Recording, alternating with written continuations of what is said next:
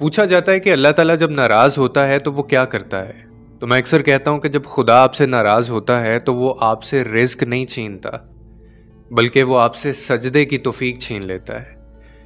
और एक चीज़ बहुत आपने सुनी होगी और बेशक वो सच भी है, कुन फ़याकुन के बारे में तो सब जानते हैं और कहते हैं कि जब वो चाहता है और जब वो कहता है कि हो जा तो चीज़ें हो जाती हैं। इस पे आपका बड़ा पक्का ईमान है, मेरा भी है, और इसको कोई चैलेंज नहीं कर सकता, इसकी सच्चाई को।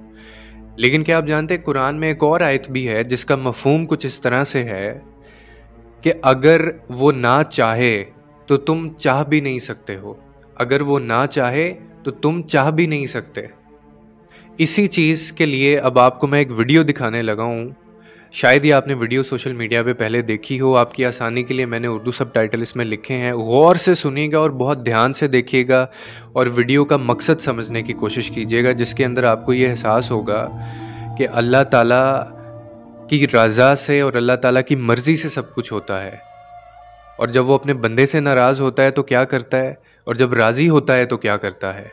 ये सारे सवालों के जवाब आपको इस वीडियो में मिलेंगे और आपको इस चीज़ का भी शिद्दत से एहसास होगा कि 15 साल तक भी अगर आप गुनाह करते रहें, 15 साल का भूला भटका भी वापस आ जाए तो वो उसके 15 साल उसको नहीं गिनवाता, बल्कि वो उसको कबूल करता है। आप ज़रा ये वीडियो देखिए। अमूमन हम लोग रात में वीडियो देखते हैं टिकटॉक वगैरह पे, मैं देख रहा था तो एक बंदे ने जो है वो कुछ बोला कि आप मुनाफिक हैं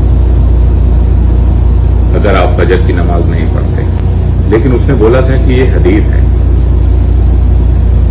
तो वो दिमाग में मेरे टक कर गया कि मैं फजर की नमाज नहीं पढ़ता तो मैं मुनाफिक हूं। वो उतनी सी बात मेरे को टक कर गई, कहां हदीस में है। तो मैं जब सर्च किया तो मुझे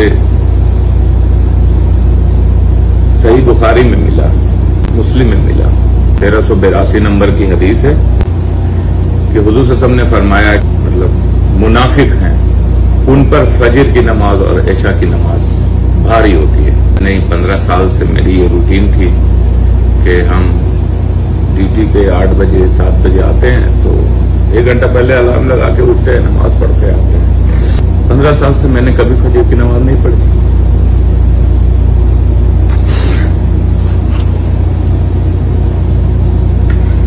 मैं मुनाफिक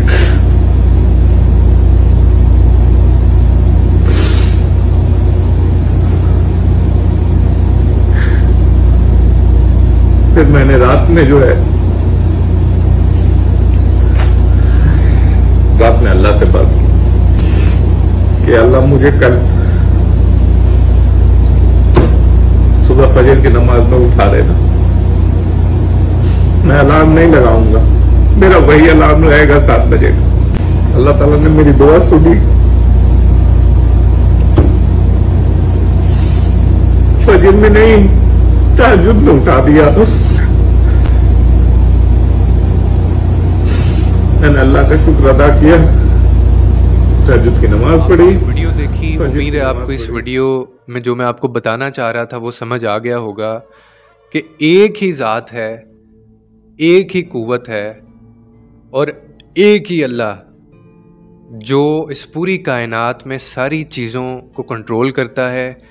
और ये जो आयत है कि वो ना चाहे तो तुम चाह भी नहीं सकते, ये आयत कितनी खूबसूरत तरीके से इंसान के इख्तियार को बयान करती है, कितनी आसानी से बताती है कि आप और मैं और दूसरे इंसान कितने बेबस हैं कि हम तो चाह भी नहीं सकते अपनी मर्जी से, और लोग तो बड़ी बड़ी बातें करते हैं।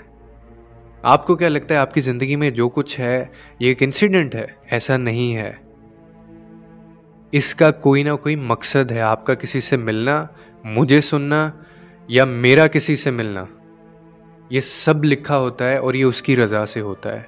इस ईमान के साथ और इस यकीन के साथ अगर आप चलेंगे ना तो वो आपको ऐसा थामेगा कि आपको किसी और हाथ सहारे की ज़रूरत नहीं पड़ेगी। मान जाएं इस चीज़ को कि इन सब चीज़ों के पीछे सिर्फ एक ज़ात है, आप और मैं, आपका और मेरा कोई किरदार नहीं है।